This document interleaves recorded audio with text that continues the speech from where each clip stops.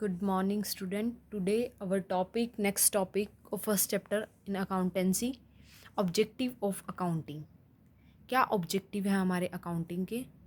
The following are the main objective और utility of accounting. First है to keep systematic record of business transaction. The main objective of accounting is to keep complete record of business transaction according to specified rules. क्योंकि आपको पता है कि accounting क्या है, science as well as art. कि science क्या होती है, जो रूल रेगुलेशन पर बेस्ड होती है, सारा काम स्पेसिफाइड रूल्स होते हैं उस पर बेस्ड होती है. तो हमारी अकाउंटिंग भी क्या है, स्पेसिफाइड रूल पर बेस्ड होकर वर्क करती है और एक कंप्लीट रिकॉर्ड, सिस्टमेटिक रिकॉर्ड तैयार करती है, ताकि जो इसका मेन ऑब्जेक्टिव क्या है, complete record of business transaction का कंप्लीट एक सिस्टमेटिक रिकॉर्ड तैयार करना. ठीक है, जिससे हम क्या कर सकते हैं, जिससे स्टॉप कर सकते हैं ओमिशन और फ्रॉड को. जो हमारे फ्रॉड हैं वो कम होने से बच जाते हैं, उसकी पॉसिबिलिटी बहुत ही कम होती है, उसको रोक देते हैं हम, फ्रॉड को कम कर देते हैं. सेकंड है टू कैलकुलेट प्रॉफिट और loss. The second main objective of accounting is to ascertain the net profit earned or loss suffered on account of business transaction during a particular period.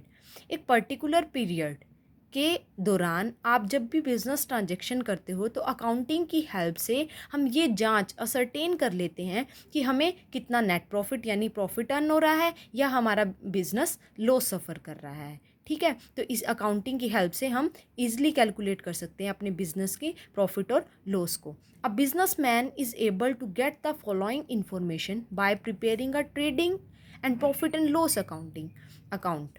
देखो, एक businessman होता है वो क्या करता है, इन फॉलोइंग इन्फॉर्मेशन पर बेस्ड होकर एक ट्रेडिंग और profit and loss account prepare करता है. और trading profit and loss account prepare करने से उसे किस चीज़ में हेल्प मिल जाती है, वो किस चीज़ को आइडेंटिफाई कर लेता है कि how much goods have been purchase during a particular period. एक पर्टिकुलर पीरियड के दौरान आपकी कितनी गुड्स आपने परचेज की हैं. ठीक है, कितनी आपने सेल की हैं, how much goods have be sold during a particular period. Sold कितना हुआ है आपका goods. Third, how much goods have be remain unsold and what it is value. देखो, जो आपका रिमेन गुड्स अनसोल्ड है, बिना बिका हुआ माल है, वो आपके पास कितनी क्वांटिटी में है, क्वालिटी में, और उसकी वैल्यू क्या है, इस चीज़ को आप फाइंड कर लेते हो अकाउंटिंग की हेल्प से. फोर्थ है how much amount has been spent और how much amount has been earned. आपकी यानी आपने कितना एक्सपेंडिचर किया है, how much amount has been earned यानी आपकी कितनी इनकम रिसीव हुई है, वो भी आप अकाउंटिंग की हेल्प से आइडेंटिफाई कर सकते हो. Third one is to know the exact reasons leading to net profit और नेट लॉस. ये हमारे नेट प्रॉफिट और नेट लॉस को जानने के लिए एक एग्जैक्ट रीज़न है. अकाउंटिंग ही है एक ऐसी जो एक एग्जैक्ट रीज़न है जो लीड करता है हमारे नेट प्रॉफिट्स और नेट लॉस को आइडेंटिफाई करने के लिए. ओके. फोर्थ है to ascertain the financial position of a business. A business for a businessman merely ascertain profit or loss of a business is not sufficient. The businessman must also to know the financial health of a business. For the purpose, after preparing profit and loss account, trading account, then balance sheet prepare करता है. वो एक businessman क्या करता है, फिर balance sheet की help से वो क्या करता है, डिटर्मिनेशन ऑफ फाइनेंशियल, अपनी फाइनेंशियल पोजीशन को डिटरमाइन करता है. ठीक है, तो वो क्या करता है, one would know the following by looking at the balance sheet. Firstly, how much the business has to recover from debtor. आपके बिजनेस रिकवर करेगा डेटर से, कि डेटर्स होते हैं हमारे देनदार, जो हमारे बिजनेस से उधार माल परचेज करते हैं, वो हमारे देनदार हुए. तो डेटर से कितनी रिकवरी होनी है एक बिजनेस को, how much the business has to pay the creditors. Creditors होते हैं हमारे लेनदार. लेनदार कौन, जो हमें बिजनेस को एक्सपेंड करने के लिए हमें उधार पैसा देते हैं, तो उन्हें हमें कितना पे करना है. उन चीज़ों को भी आइडेंटिफाई किसकी हेल्प से करते हैं, हम अकाउंटिंग की हेल्प से करते हैं.